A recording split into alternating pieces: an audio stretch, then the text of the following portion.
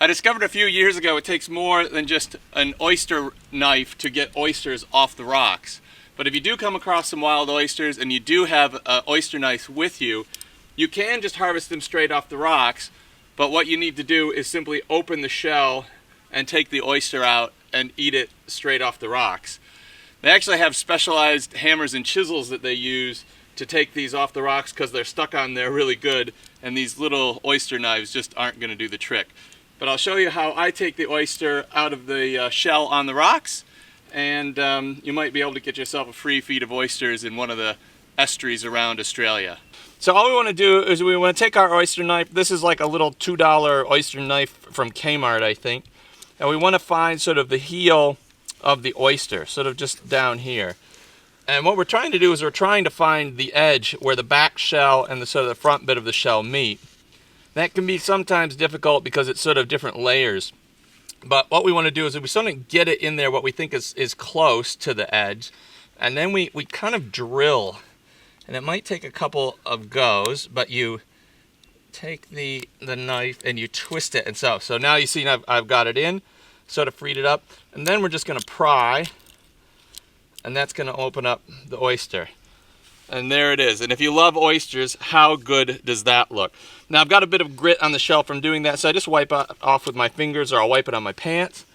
And then I just free it up like this. Usually I scoop it up on the knife itself. There you go. Can you see it all right? There we go. And then I just eat it straight off the knife, just like that.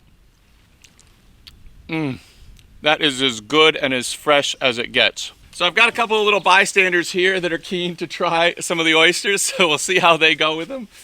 But it does pay to kind of look around and find a good size one, and also find one that's sort of in a position where you can get to the heel of that oyster quite easily.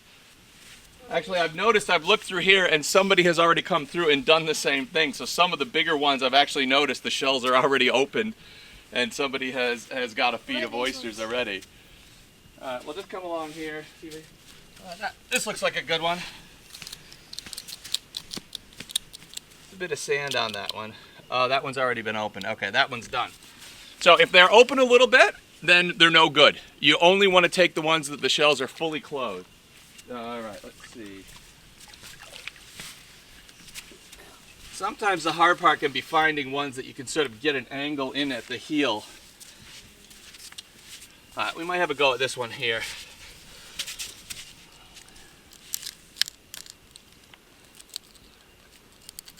Yep, we're in. Okay. Now that one's gonna have a bit of grit in it, which does happen sometimes. Can I even try that one then?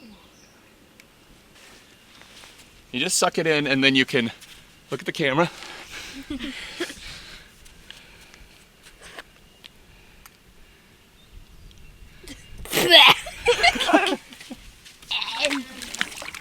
it really that disgusting? It is. So obviously he loves that one, and now his brother's gonna try one. Yeah, okay, yeah, we're in. There. Okay, let's clean that off. You get all the sand off my hands. There you go, you just eat it straight off the knife. Wait, look at me. Off the knife. Yeah. Okay, hey, wait. Alright, let's turn so we can... Okay, there you go.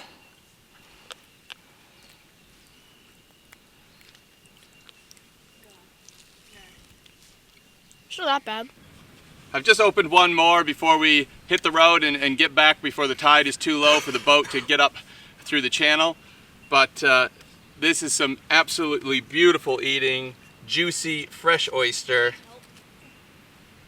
Honestly, that's about as good as it gets.